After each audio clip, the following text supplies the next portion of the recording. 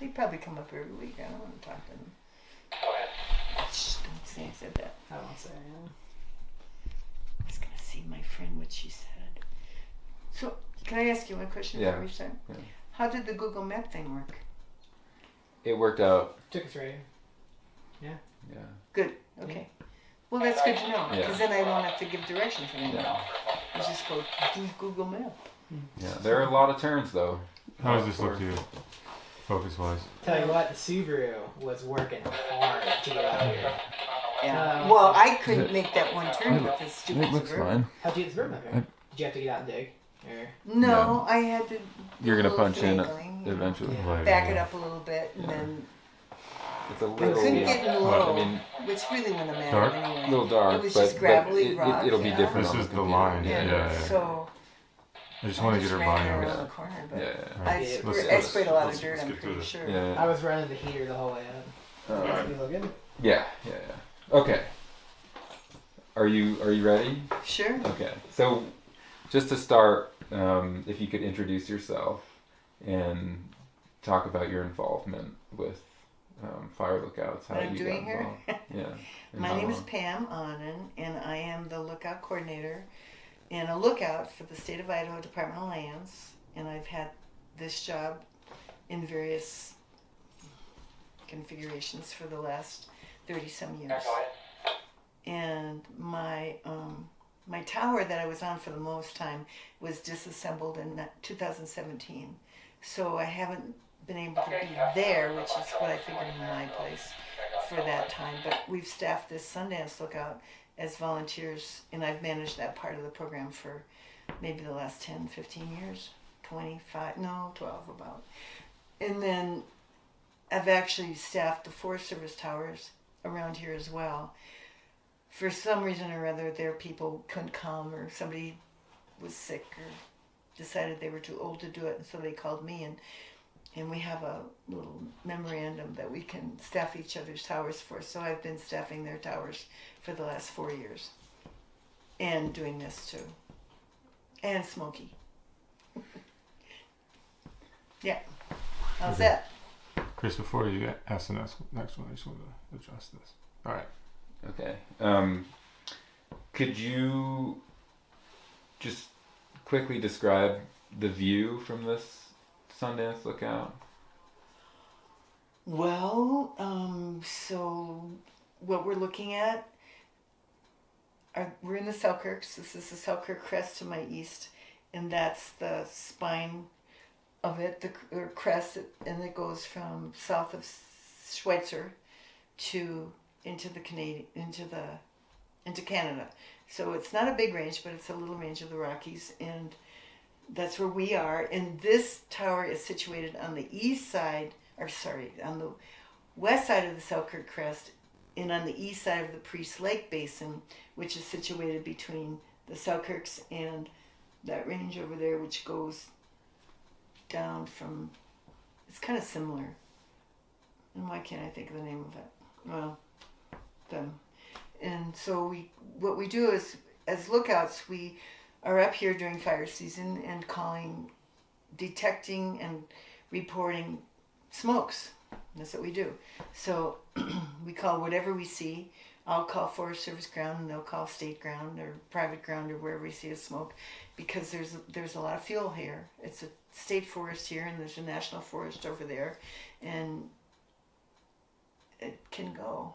The Sundance site is the scene of a very, I guess it would be famous, notorious probably, fire that happened in 1967.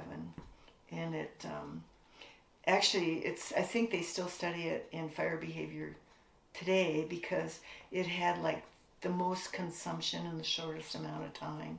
It was really a violent burnover. Went from right here over the crest into the Peck River drainage on the east side of the Selkirks. And so that, it was just a huge effort, that fire, and I'm sure, or maybe you haven't, or you will check on the Sundance fire history. It's really pretty impressive. So this is Sundance Mountain. Fires are supposed to be named for their geographic location. So the Sundance fire was this particular Sundance mountain. That's what we're looking at. All those dead trees out there, standing dead, have been there for the last 50 some years. Sundance fire. Did I answer your question? Yeah, Cool. absolutely. Okay. So considering the relatively recent fire in this area, have you seen the landscape change over the course of your time here as a lookout? Well, the state of Idaho is mandated to suppress everything. So our fire involvement is we see them, we go, we suppress them, we're done. So yeah, there's been a lot of change in the environment. You can look out there and see some clear cuts. This forest is managed for timber harvest. So that's been the most change that I've seen. And we have some fire scars in some places where that's been the change, but mostly on this forest it's been from timber harvest and managing the forest. But yeah, we have a few fires. Nothing really big since Sundance. Sundance was the big granddaddy. So you talked a little bit earlier about kind of the increasing obsolescence of the fire tower or the fire lookout position, and that's something that we're interested in this project, and I wonder if you could maybe speak a little bit to what you think is important about kind of retaining the lookout as a job in the forest.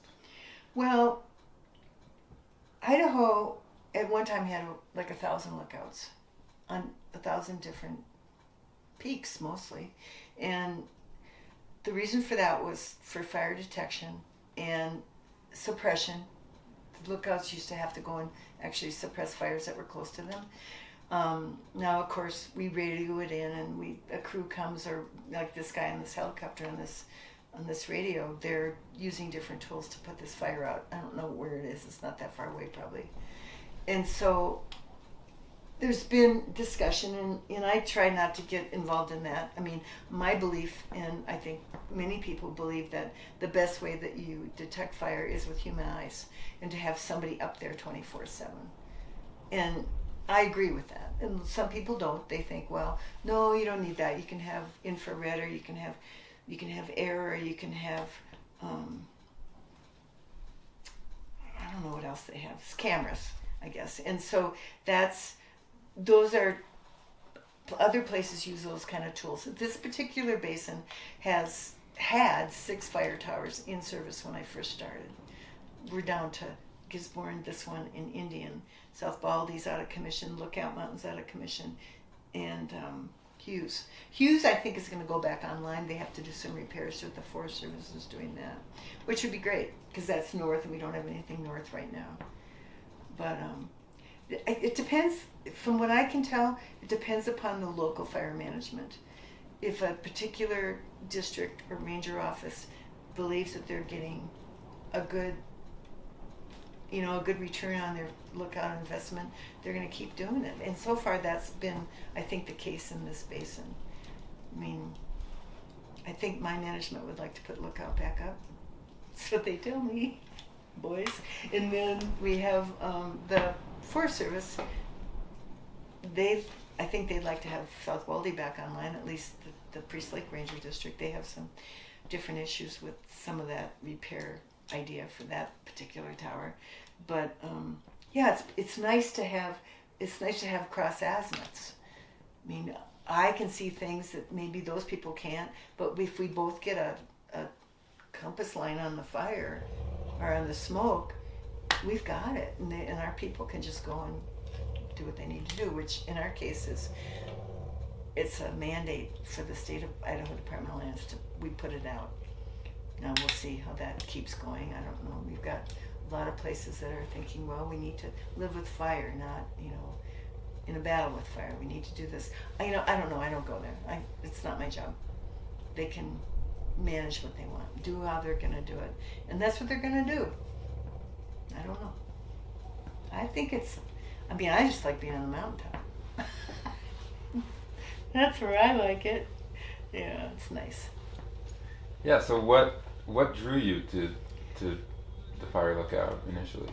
Well, you guys probably didn't have this when you were kids, but when I was a kid, they had these little books that would say, like kind of career, like this is what the teacher does, this is what the fireman does, this is what the policeman does, and then they had this is what the lookout does. They had nurses, doctors. They didn't have. That's their. They didn't have, a lot of the occupations we have today.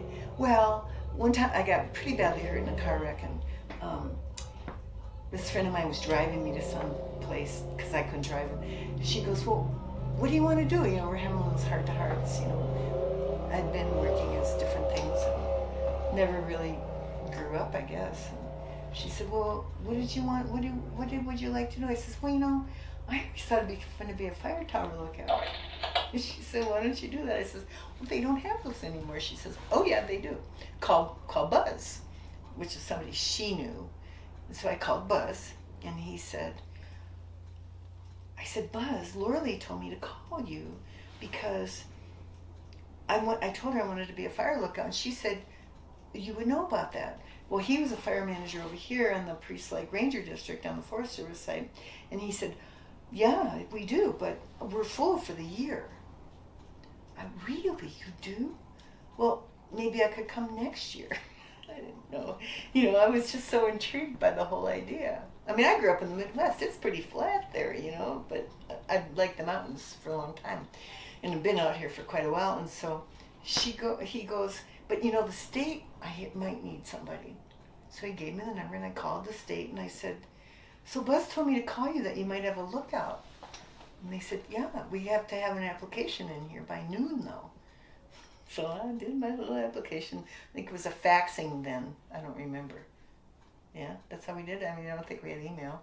So I got it, and I got an interview, and I came up here, and it was really kind of funny.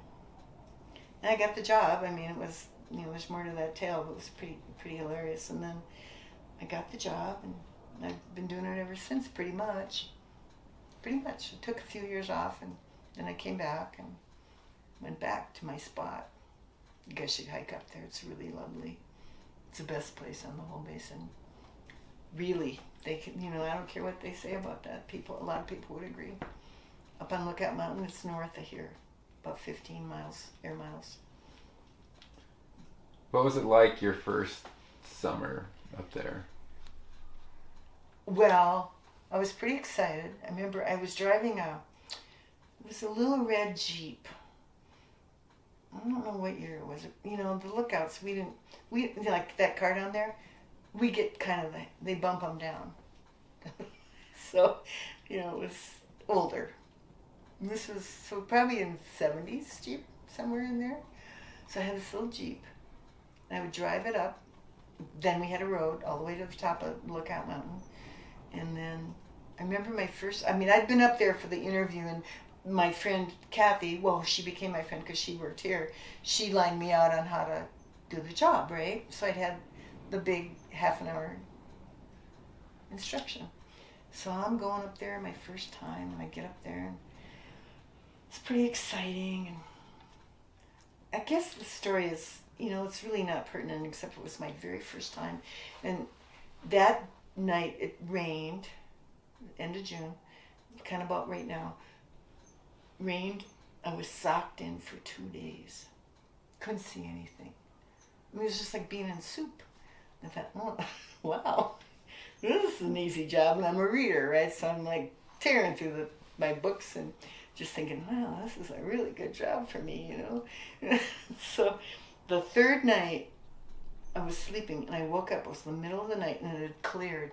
And I looked out, and the stars, it was so awesome. I mean, I was in the stars. It was just, there's no light there. There's no ambient light. They're not lighting up the night up there on the mountaintop.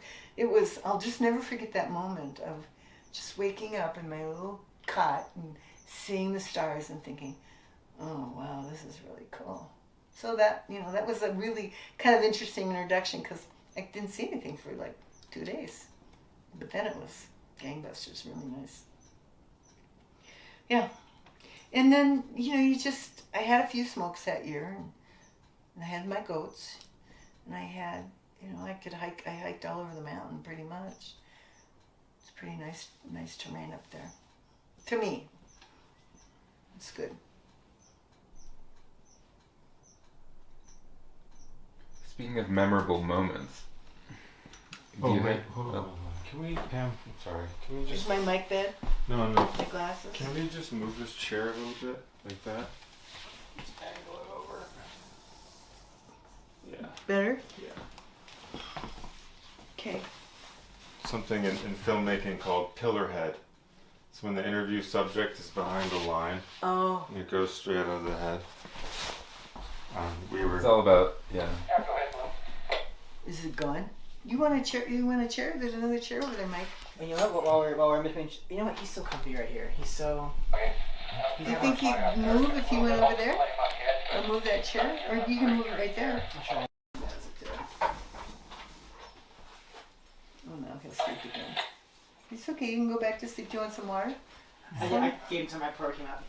I think you should be good. It's such bad eyesight. Can you check the phone? Okay, do I have pillar head again? No, you're looking beautiful now. Yeah, right. Yeah, it looks good. It's okay, buddy. Yeah, go back to sleep. Good job. Yeah, cheers. I don't know if they want me to check out or not. I'm the only one up. They all think she's nuts. What's she doing up there? No. So, speaking of memorable moments, what can you recall some of your most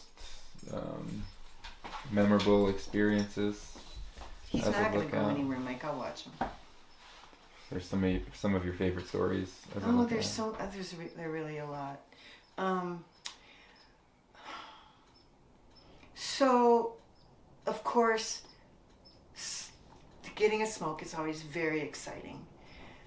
That whole part about, okay, there's a smoke, and so it's exciting. So I went to a lookout conference once. Yes, they have them, and Carol was there. Did I tell you this story? No. Well, we're having a conference. There are new people there. They're trying to train up their new people for the Flathead and the Glacier Park. And so some of us old timers are there, kind of. I don't know. We're probably supposed to say stuff like this, and so one of the questions was, when you see a smoke, what's the first thing you do? Well, I do a happy dance. I'm all excited, right? But Carol, she goes, I make a sandwich. You make a sandwich? She goes, you never know when you're going to get to eat next. Because, you have a smoke and it can be busy and you might have to do relay and, you never know. And if it's close, you might have to leave. I mean, it's just, that was the funniest thing I ever heard. I make a sandwich. So now when I see a smoke, I always think about, should I make my sandwich? Anyway, you'll see when you talk to her. She's a really good lookout. Believe me, she's way different than I am. And better, really. I'm more, I don't know. She's very organized and very good at it. Like, she made that counterweight for us. She made that map there for us when she was up here in this tower. She's awesome. Anyway, so everybody's a little different, I guess, is the point. We're just, I think you have to enjoy being in your own company. I mean, all the time. And I think we all share that part. And I remember when you see that movie, the Eyes of the Forest one, the guy with that light that I was mad at, he, they interview different lookouts. Well, this one lookout in that, one of the clips, they start in the south and they end up in the north. But one of the gals, I think she was down by, maybe Salmon, I forget what tower she was on. But she said a really good thing. She said, people who come up to visit, they either say, wow, I want to do this job, or they go, what do you do? There's nothing in the middle. And I thought that was that's been my experience too. People have that. So one time Kathy and I were working in the office, I don't know, it was after the season or before the season, who knows, but we have a couple of pictures on the wall about both of the towers, and there was this guy that came in, he said, oh man, that's really cool, I'd like to have that job. And he says, how do you get that job? And Kathy she didn't miss a beat, she goes, one of us has to die. It's like, I mean, it's either you are or you aren't kind of thing. Oh. Anyway, she has not been doing it for a long time, but you might want to. She's a really good, astute observer. You might want to interview her. Yeah. Her. She probably did it for. This was her tower, and she was here when I started in 80. I'm gonna say 86. I think she'd been started a few years before that, and she worked until. I want to say 99. Maybe. Anyway, she's a really good observer. I'll give you her contact stuff. And she talked to you. She's a really good conversationalist and talker. So then, there are times when the fire part itself is exciting or memorable. So I remember one time, well, there's more than one time, but there's a couple times where the fire just blew up and you're watching this whole thing, all this consumption happen. And that's just, it's so powerful, even if it's across the lake. I mean, you know what's going on. It's just big. And that's happened a couple times. And then this one night, my tower, Carol was on South Baldy, so she could see the south flank of Lookout Mountain. And I had this smoke just down the hill from me. And she calls me. She saw it before I did. Because it's on my flank. I couldn't really see where the smoke came up. And she goes, hey, there's a smoke. So, and we'd had a lightning strike. Let me turn this guy off. Make this only two. But I do need to monitor that one. I'm sorry. So, Okay, I copy. Yeah, you want to try to figure out a good water supply thing. I know some people with our guys. I don't know where they are. Anyway, so. Blah, blah, blah.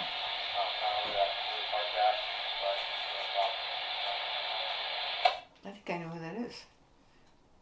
Anyway, so this one night, and it was just right when I checked out. We checked out at like 7 o'clock at night. And then I came back on and I said, I got a smoke right below me. I'm going to go check it out. I mean, I had a vehicle and I wasn't too concerned. It was a pretty good column, but, I'm going down there to check.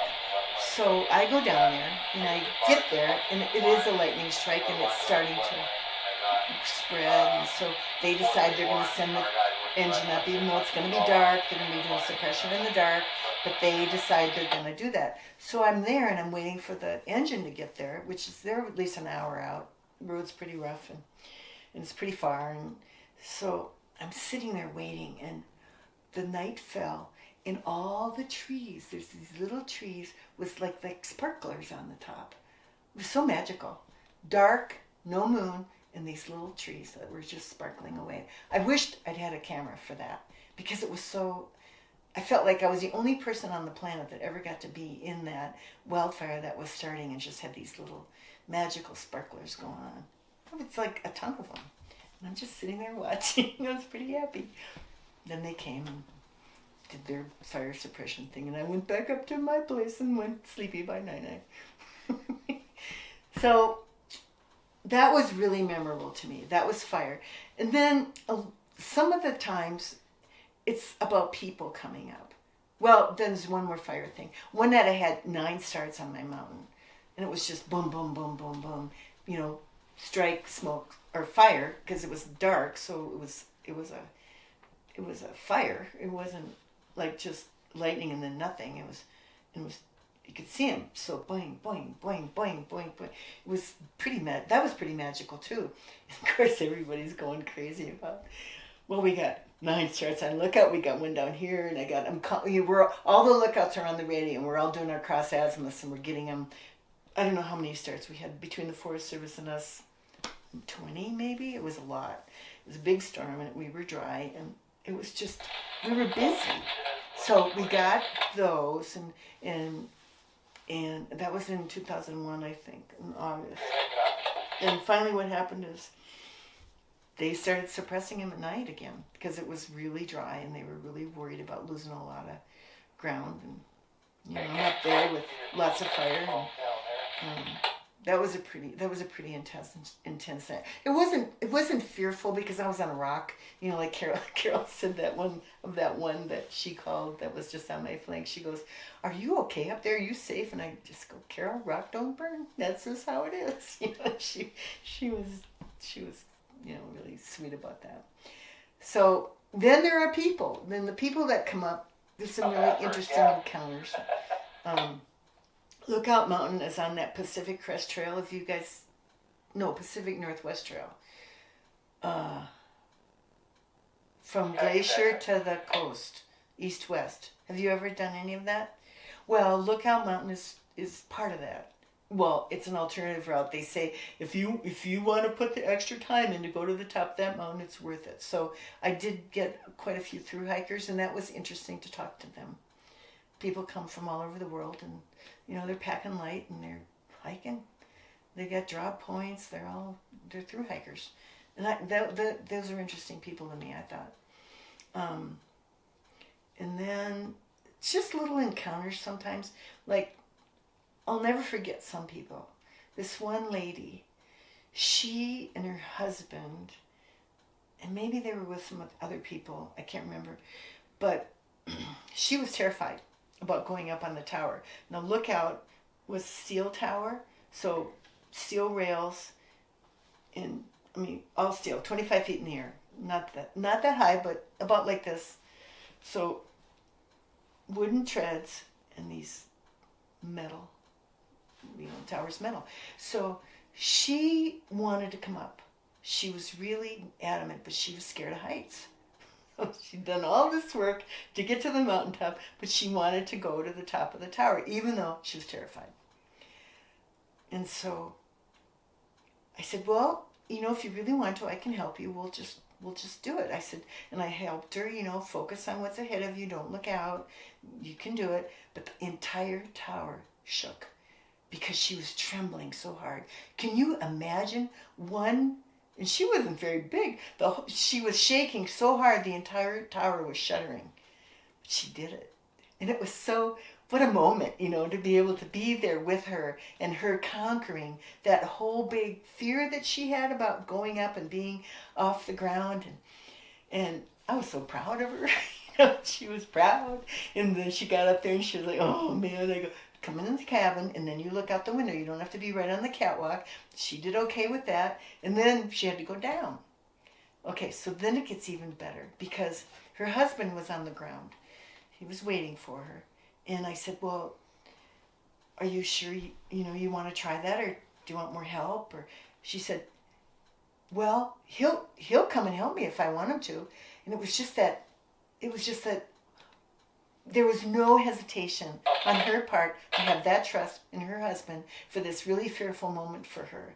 And I thought, that's really cool. I want that. She was so, yeah, he'll help me. And it turned out that she didn't need help, but she knew that he was there for her if she needed to pack her off. I'm not really sure. It was really cool. Anyway, I'll never forget her. Because she conquered that huge thing that she was really terrified of. He shook the entire tower. That's something. So that was one person, and there are plenty, really. I've got journals, and I probably could come up with a few more stories, but I don't know how much you want. You get a lot of visitors up here, probably, because of the road. Yes. And today you had a handful of people coming up on these four-wheelers or side-by-sides. Do you like that? Well, I personally, I'm fine not seeing anybody for a week or however long I'm up. But I do believe that it's important to have people be able to come to a place and appreciate the place for that place to continue. If people don't have this experience, if they don't know that places like this they can get to, they never get to come to the mountaintop. To me, I think everybody should be on at least one mountaintop, maybe a year. I think it's really important. I think we all benefit by being able to be in a place like this. I do. I mean, I'm not a religious person, but to me, it's an important space, and I think it's really good for all of us to be able to experience it. And some people, they can't get here any other way, and that's okay as long as they respect the road and don't tear it up. I'm happy. I'll be nice, and I'm pretty nice to them. They'll be back, those people, pretty sure. Mike was good. He was the collie. Yeah. So, talking about special places, when I think about being a fire lookout or imagine what it's like to be a fire lookout, I think about this concept that we talk about a lot in our scholarship called place attachment and sense of place. And I wonder if you could maybe talk a little bit about your sense of place here and how being a lookout for a summer attaches you in a certain way to the landscape. I can't speak for anybody else, but I've always known that about me, that I get very attached to place. Certain kinds of places. There's certain kinds of places that I don't ever care if I ever go there again, or I have no desire to go there.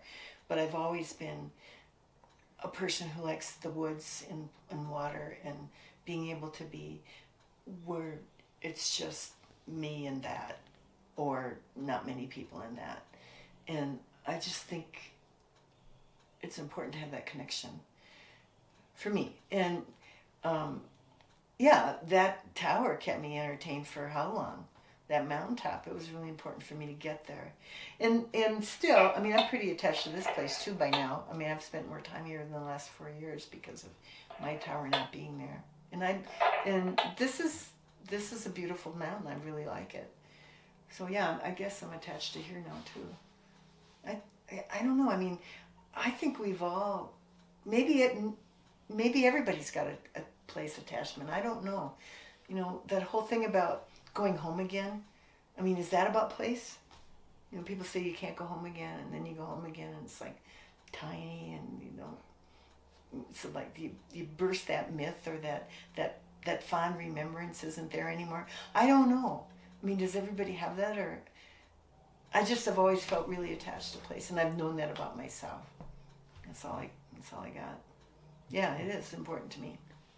Does the mountaintop feel like a home place to you? Mm-hmm. Yeah, it does. Yeah. Yeah, look. It's wonderful. Here they come. He's not going too fast. That's okay. It's okay. Do you miss it? So you miss it in the winter? No. No, it's too cold. I wouldn't be here. Well, I used to work at Schweitzer's. I had my mountaintop in the wintertime there. I could see Sundance from the top of Schweitzer if I really looked hard. Yeah, I like the mountains a lot. They're important to me. They're nice. Like I say, look at this. What is not to like? A lot of people wouldn't like it, maybe. A lot of people get scared. I remember one time I was doing this, this was Schweitzer, but sometimes people that would come, and at the time I was in the ski school part, and some people would come and you could tell they were afraid about falling off the mountain because they weren't familiar with skiing, and that's, we could look out, and it was really interesting to feel like that. I've never felt like that. I'm okay in the air. Some people aren't okay in the air. Some of my management people, I think, are some of them. Could you just, I guess, to end, and then maybe you guys have some other questions, but could you walk us through a 24-hour period or a day as a lookout? Well, usually you're awakened by the sun. And this time of year, it's pretty early. And if I'm lucky, I can roll over and go back to sleep for a while. But you look around and try not to miss a smoke. And then I'll, like I have a bunch of maintenance stuff to do the next couple days, and I'm going to be doing that besides looking for fire. And then I'll be scheduling people. I've got a phone and a radio now, so back in the day we didn't have phones, so it's just the radio, which was fine. So I'll try to be doing that kind of work, and then meal times are pretty exciting. You know, like dinner, because what else you got to do? Fix a nice dinner, sit there, and usually that's when I get a smoke. It's like ready to sit down with my nice dinner, and then boom. So I'm excited about the smoke, but you know, my dinner. I read. I'll sit out there on that catwalk and I'll read. Depending upon the book, I might just sit there for hours and do it. But I have to get up and look around too. And then people, especially this tower, people are coming up and I have to play Miss Congeniality, which is okay. Because, like I say, I think it's important for people to be able to experience it too. Although the Idaho Department of Lands is supposed to not be managing for recreation, but I think they're starting to more and more. People want to be out. They want to be able to be in the woods if they can. I get that. I want to be. Yeah. So, yeah, it depends. Now, Carol, her day, she'll be doing maintenance stuff all the time. Like, see that deck out there? See that paint? That should probably happen. I'll probably make a list, and then maybe the fire crew will come up and put paint on it. I used to paint the entire tower every summer. Brown everything. My body, my clothes. Brown. And it's a good thing I like that color because it was brown. Everything was brown. So every summer you'd paint. Or caulk, reglaze. The windows I had up there were just single glazed with little mutton bars. So if something broke or needed reglazing, I'd do my little glazing compound on my little pokies, and then I'd paint it. Yeah, painting is a really big part of it. And people think, well, what are you painting? The tower. I'm not painting the birdies or the trees. No, it's the tower with the big paintbrush. Big part. Sorry. Just thinking about all that painting. And then they tore the tower down. It's sad. Gallons upon gallons with a really big paintbrush. Oh, I'd come down, I'd have paint all over me. They go, what have you been doing? I said, well, painting. What do you think? You think I just put this on so you guys think I've been working? No. So, does that answer your question? Yeah. Fun. Oh, God. You guys have any? Got one.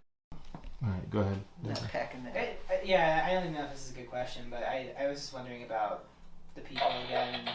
Have the people changed over the years? They come up here, the type of person, or is it the same old crowd since back in the day? I was on lookout for a long time, and those people, for the most part, at least for the last 15 years.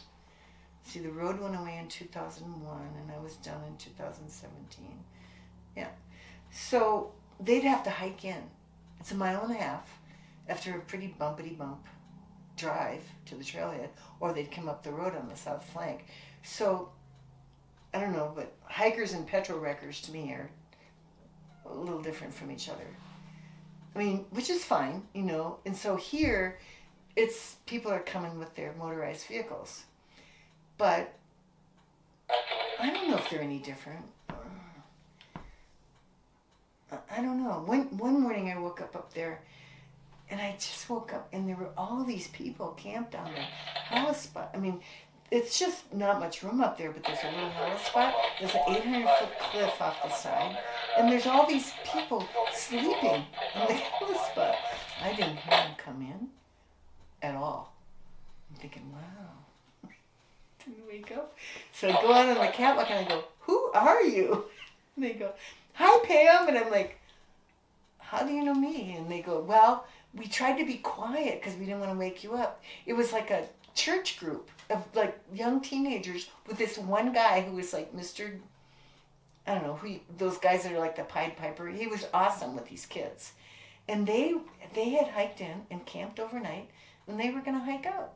Break down their tents and go. And I had them all up for tea, and they were having a good time.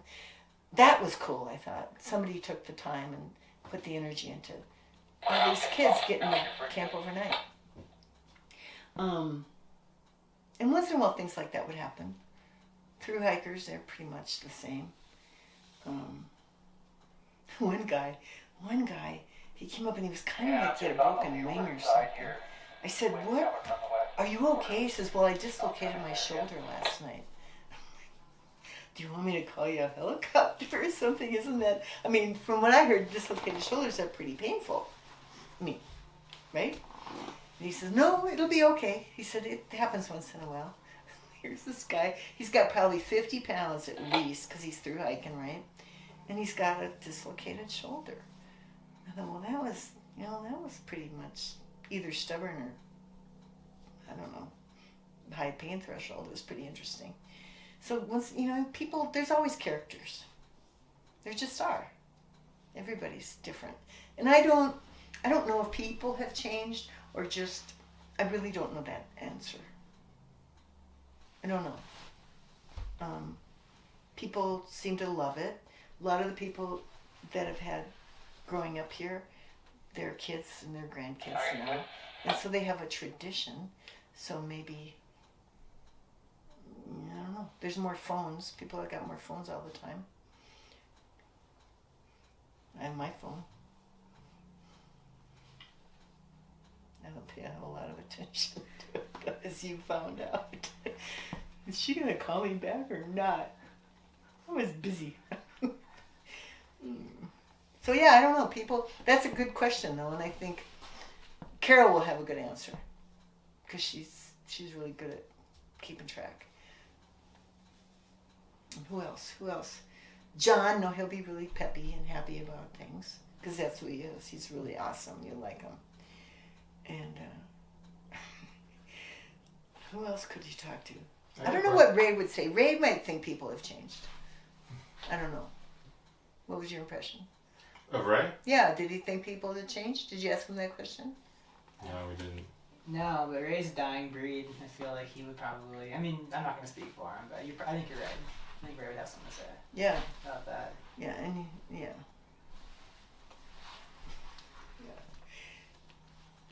You got a question? Yeah, I have a quick one. Sure.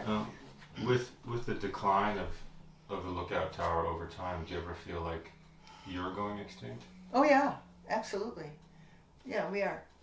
Well, from what I can tell.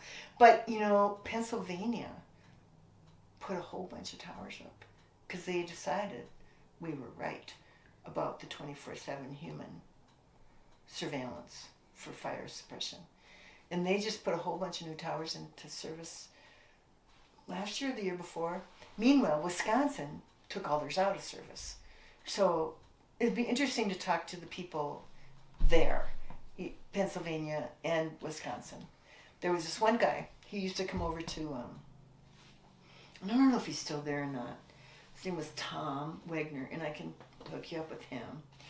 But he was from Wisconsin, and he would start the season on a Wisconsin tower, and then he would come over and work, I think that ranger district out of 9 Mile. I don't know if you've been there, but that's a really cool place. And he was on a tower for a long time there.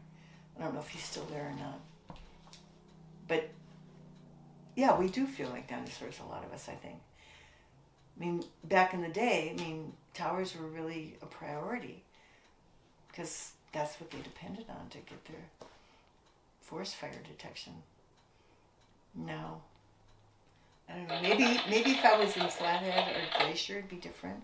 I would really encourage you to talk to some of those people because they've had really intact lookout programs for a long time. And as far as I know, they're still doing it. So they have, and they've actually, this one guy, Leaf, what's Leaf's last name? Did you get Leaf's name? I've been talking to Lee. Have you talked to him? I can't remember his last name, but I've been talking to him now. Good. He's a really good source. I encourage you to talk to him. Yeah. But He's restoration, right? Restoration on. Yeah, he's been putting a bunch in service. Now I don't know if they're staffing him or if they're renting him, because a lot of them. I mean, I can't imagine that their tower rentals are like a profit, but that the fact that they're making it available for people is, to me, I think it's great. And I don't know if they're doing leaf. Never mind. Haugen. Got it. I know. See, he's from Minnesota. He's Scandinavian. Yep. Norwegian heritage. He's got red hair and everything. Have you met him yet? No, just I've Are you gonna go over and meet him? He's gonna be down on the lookout in the Selway, I think. Sometime Restoring it? Yeah, doing some restoration work in the beginning of July, and he's gonna get back to me about precise days. So he told me. So I just had a couple exchanges. Well, and then he was is he gonna still staff his tower? He's up by the Canadian border out of the Flathead. I don't know. I don't know. Yeah, he'd be good. He's awesome. He's the one that puts on that conference. No, a conference, the one for those guys, and then the Lookout Association. I don't know if they're doing it this year or not. They didn't do it last year because of the COVID, and this year maybe not because of the COVID too. I don't know. Yeah, go ahead, Glenn. So, pretty exciting. Yeah, let me know what you find out, because Yeah. Copy that. you know so now as I kind of understand it a little bit. Initiated this project. Did he talk about Lookout Mountain? I don't think you mentioned it. No. Because there's an old cabin up there. It's been up there for. It started out, I think, in 1929, and the Lookout Association, mostly Ray and his family and Gary Weber, did a lot of the work on rehabbing that cabin a couple of times. Now it's probably needing it again, but we had one of those fires on all those starts I had turned into a big project fire. And the day I got to come back, I'm on an ATV by now, 4-wheeler, and I get back up there. Maybe it was 3, I forget. Anyway, so I get up there, and the cabin had been so. He hears the squirrel. The cabin had been so dilapidated. I mean, the roof joists were down, and it was bad. I can send you pictures of that even. They were horrible. So I had been evacuated. Well, I left. I went through the fire to get out. But they made me go, right? So I'm coming back up after a couple of weeks, and I hear this tapping. And I get closer, and, I'm on this ATV. It's pretty loud. And I get up there, and here's the cabin. It's totally, the roof's back. It's white. There were shingles on the roof, and it was. I almost started crying because, what happened? How did this happen? Well, Dave Kresick, Ray's son, had been up there, and he fixed it. So I knew him from other times, and I turn off the ATV, and I go over there, and I'm like, David, how did this happen? Because it was totally a wreck. He said, well, it needed to be fixed. Like, who helped you? Oh, no, I did it. This guy's Tarzan, right? He just did it. They were like, whatever a big roof joist is, it had to be 8 by 8 or something like that, huge. And I said, how did you get that up here? He said, well, I packed it up. Duh. And he was just finishing the last of the shingles when I got there. And it was just such a miracle thing. So that cabin is a lot of history. And we have I think we have even the list of people that stayed there. Ray has it. People that had been there. I was there the most time. But people had staffed it since 1929. There was a period where it wasn't staffed, and I think because they put they put a tower up, a wooden tower next to it, and then they just kind of refurbished it every so often to kind of keep it going. But it's a really cool place. So 1929, so it's going on, it'll be 100 years. This one place that's about Lookout Mountain had been a surveillance point for a long time, and then they put this cabin up there. And Ray and his family and Gary and his family have fixed it over the years. I hauled some stuff up for him sometimes, when I was able to bring a truck up there, and that was helpful. Shingles and siding. They got siding donated. It's just that little lapboard siding. the old-fashioned kind. They got siding donated from the Buddhist temple in Spokane. They were getting new siding. Ray saw that. He said, "Well, what are you gonna do with that old siding?" Pretty cool. Let's put it to use on Lookout Mountain. So yeah, they did a lot of work, and I can send you more photos of the old days of that, and my old days up there too, like 34 and her kid, and That'd be great. just some people. Can you show us your firefinder? Yeah, there it is. It's this is an Osborne Alliday, and these. Well, I don't know if it's trued up yet. I have to clean it. So basically, it's a big compass, and when you see a smoke, pretty much you want to sight on. I would sight on the smoke, and then I would read the compass bearing down here along the ring. So this is 260, 261 is 262. If I had a smoke over there, then I would just look and make sure. And then my initial fire report. And if I can, I'll get the location, if I can see the location. Sometimes you can't see the base, it's behind the ridgeline or something like that. If I can tell which drainage it's in or what kind of general vicinity, I'll give them that. But there's, like here. Okay, copy that. Here's one from John Crawford. So this is one he did. That's his handwriting, and you give him what you can. You don't tell him what you can't. I mean, I will tell him.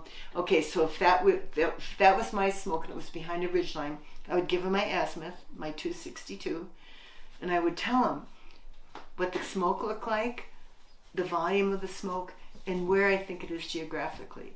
Now I can give it to him township section and range, or just a location, like, okay, it looks like it's down on Warren Beach, at the end of Warren Beach. Well, that's all the fire crew needs to know. And then when they get there, they'll do the GPS, the Latin long, and that'll be recorded as the official fire location. So now Leaf and the lookouts over there, they don't even use township section and range anymore. They're using totally Latin long on their maps. We don't even have it on. This map's really old. But you try to learn get to know your terrain. Like, the horrifying thing is doing a false smoke. Like, okay, it's a campfire. That's fine when it's really dry. That's okay. But, if it's road dust, you don't want to send your fire crew out on road dust. Or a legitimate permitted burn. Hopefully if I saw a smoke and I didn't know if it was a permit or not, I would call my dispatcher and say, it's there, it might be a permit, and they would check, and there would be a permit. We wouldn't have to send any resources out, especially if we got a smoke at the other end of the district. We wouldn't want that. So, but this is our main tool. So everybody else has got one too, right? And so where our azimuths cross is where the exact location is. And that's always pretty fun to get that. And of course all the lookouts want to be first. Want to beat air patrol, get the first one. And yeah, it's really kind of cool when that happens, when we get across azimuth. But you get to know your terrain and you get to know your drainages. And I remember one time it was a big storm. It was really dark and really had a little bit of rain with it, but I had a smoke, and it was a little bit later than this in the day. So what happens is these ridge lines kind of disappear. So I had my azimuth, but I couldn't give them a drainage. It was tucked in, but there's a bunch of them in there, and the dispatcher kept saying, well, give me, what can you give me? I can give you my azimuth. That's all I can give you right now. And he's starting to get a little huffy about it, and I'm not going to tell him. I don't want to send that fire crew up the wrong drainage. What am I going to do, pick a drainage? No, I don't know. And he was like, give me the drainage. No, I don't know the drainage. And Weber was the fire manager up here then, Gary. And he breaks in finally, and he goes, the ridge lines haven't broken out yet. He's like backing me up. I'm like, yay, Gary. So I'm sitting there and I'm staring and I'm looking and I'm looking and I'm looking, and finally I get ridge lines. It's not just a big blob. And so I tell him, I said, it's Cache Creek. And I'll never forget how happy I was that I stood my ground, and then the fire crew went out there, and it was in Cache Creek, which I had no idea where Cache Creek was when that started, but that's what it said on the map it was. It was pretty cool. Yeah. There's always what the most exciting time, well, not the most, but after I do my happy dance if I get a smoke, is when the crew goes out and it's my smoke and I can see it and they can't. So until the crew gets to the smoke, it's a little bit of a, not tense, but it's, you want them to get there and they want to get there and they can't see anything from the ground, and if it's a small smoke. So those are kind of fun times when you have to lead them into the fire, kind of, if they can see you and they can, like, we can do the mirror flash thing, and that's always kind of fun. Well, can you guys see me? Yeah. Where's the smoke? Well, give me a mirror flash. Do you have your mirror? Yeah. Okay. Give me a mirror flash. And they'll give me a mirror flash, and then I can tell them, okay, you need to go uphill and to the east a little bit. And then they find their smoke. Sometimes they're smelling. They can't see what we can see. And so that I think is one of, for a beginning lookout to learn, is that, I mean, we can see everything. So it's like, oh, well, they should be able to see that. Well, no, they can't. They're on the ground. They can't see anything. They can see trees, or they can smell, or they're thinking, hopefully we're in the right drainage. Does that stupid lookout give me the right drainage or not? Sometimes, sometimes we're not. Can you sight me if I were a smoke using the fire finder? If you were a smoke? Yeah. Yeah, so we don't want to touch the map if we can. So I would put you, take these off before I break them. These are old, and they're the best ones ever. I like them. From World War II, I think. Navy.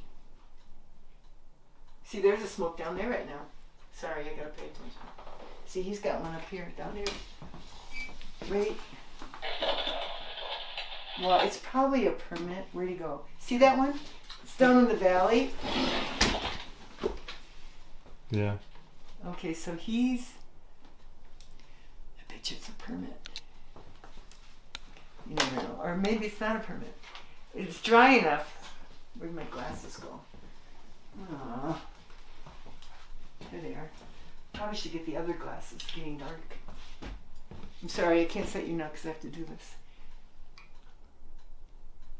So my azimuth. Well, then you get to see me work. 75, 76, 77, 78, 79 and about a half. Oh, I get the mic. That's the problem. Oh, here. Okay, right there. Bismarck, is that what I said? Probably a pile. Go, Angela. Bismarck. What's it called? Bismarck? Oh, Benarch.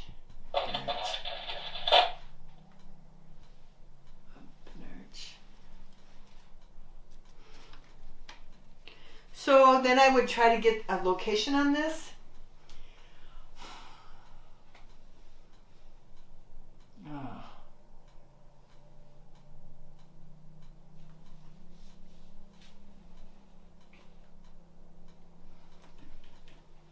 It's got to be a pile. But, I don't know that.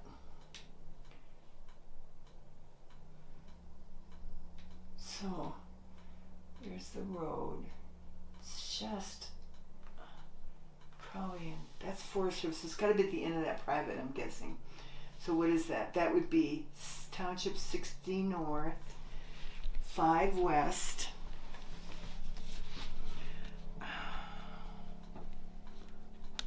Section, what do you think that is? 27,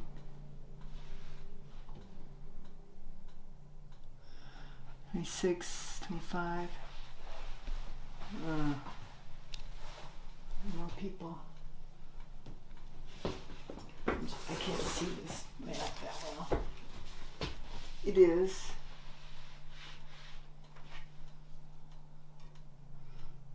This is not my territory. 33. See, they don't have them all on there. 33, 34, 35. 726. So what's the one below 26? Come on. 26, 32, 31, 30. I think it's 30. I can't tell. They don't have all the lines. 30, 20, 7, 26.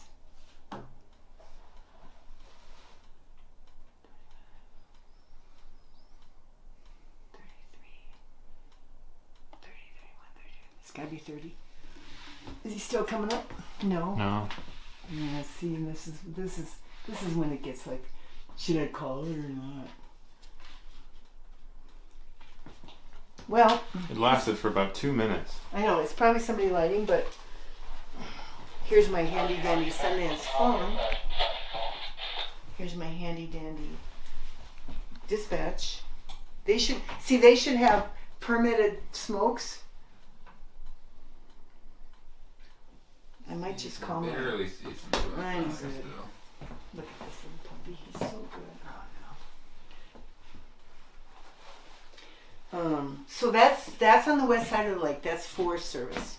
So what I'm gonna do is call. I think I'll call dispatch and find out if they've got the big database Oh, yeah. and see. Oh, this is the main number. Oh, they'll be so happy to hear from me, I'm sure. Oh yeah, here it comes again. Okay, well. Go.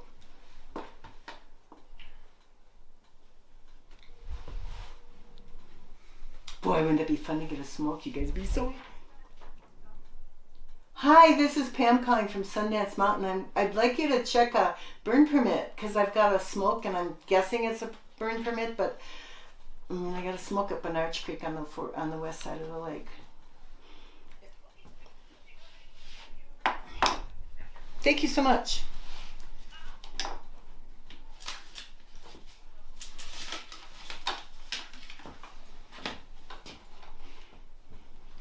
See, we have to do this on the radio sometimes, or we used to do it all the time.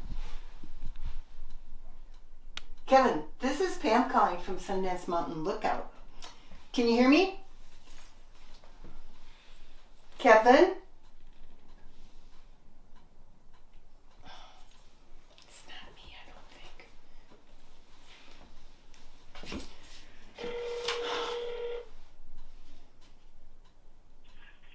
Coeur d'Alene Dispatch, Kevin speaking. Kevin, can you hear me now? Yep, I can hear you now. Okay, I feel like a phone ad. This is Pam calling from Sundance Mountain Lookout. Can you check a burn permit location for me, or do you guys do that? Yep, I can do that for you. Okay, it looks like it's up in Arch Creek on the Priest Lake west side. So before service protection. From Sundance Mountain, I have 279.5. And I'm putting it kind of in 50 north, 5 west, section 30. It's not that far off the road, but it is in timber. 50 north, 5 west, section 30. Wait a minute, not 50 north. What am I saying? 50, What? not 50 north, 60, sorry. 60, 60. 60 north? Yeah, 60? yeah, sorry. Okay, 60 north, 5 west, section 30. Right, Okay, yeah, I'll check that out for you. okay. Alright. It's like a pile, but I don't know. Yeah, I mean, I'm guessing it's a pile, but if it's not a legal burn right now, we're pretty dry up here. Okay, yeah, I'll check burn permits and stuff. Will you let me know? Yep, I'll let you know. What's your number? 208-263-7000. Okay, and what was the name again? My name is Pam. I'm a Sundance Mountain Lookout. I'm over here on the Idaho State Forest. So you're the North Zone dispatcher? You're my dispatcher for the North Zone? Correct, yes. Okay. Are you guys there tonight, or? Yeah, we're staffed until about 0200. Okay. 2:30, somewhere around Okay. Okay. I've been hearing some air traffic. Is there a fire close by? Well, there's a fire over in Coeur d'Alene. Oh. Over D1.